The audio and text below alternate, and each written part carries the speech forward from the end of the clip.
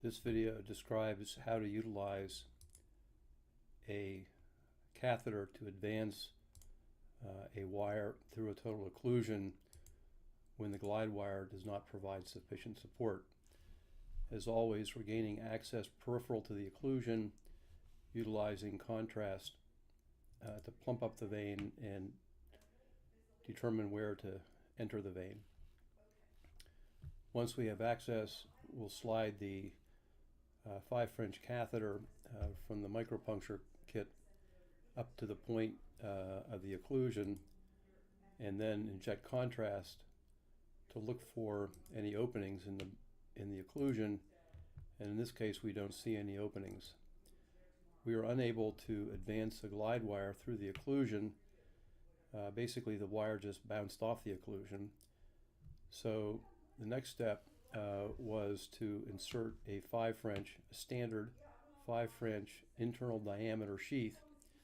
And to do this, we removed the micropuncture catheter and we exchanged it for a 5 French internal diameter sheath.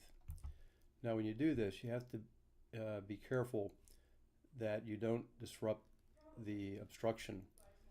You want to get the tip of the sheath just before the occlusion without disrupting the anatomy. To do this, advance the dilator of the sheath over the wire to the occlusion, then slide the sheath over the dilator. Often only a few centimeters of the sheath will be in the vein. To confirm position, first remove the dilator, retaining the wire, and inject contrast into the side port. The next step will be to obtain this 5 French outside diameter Ka2 catheter, which we then attach to the contrast injection system. We'll then put that Ka2 catheter into the 5 French sheath and move it up to the point of occlusion. So here we're using this Ka2 catheter to probe the occlusion, looking for an opening. No opening was apparent, so we took a glide wire and put it into the Ka2 catheter, and you can see the tip of the Ka2 catheter here, and then with the support of the Ka2 catheter we were able to advance the angled hydrophilic glide wire into the occlusion, and then from there next step is to slide the Ka2 catheter over the glide wire up into the occlusion, and then the next step was to advance the wire again out of the Ka2 catheter, and this time the wire went into the central circulation.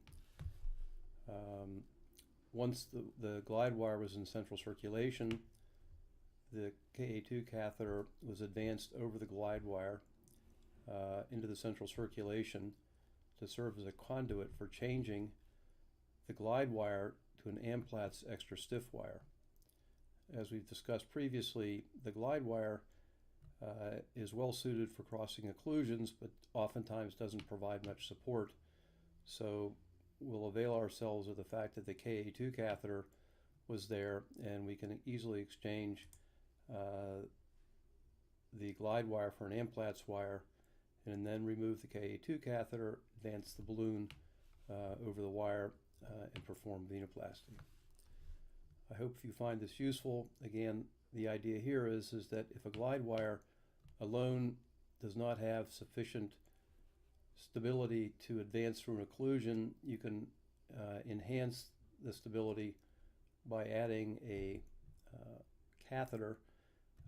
It's best if the catheter is braided, so that excludes the glide caths because they're not braided, and it's hydrophilic, so the outside of the catheter is slippery and can slip through the occlusion in the same way as a glide wire.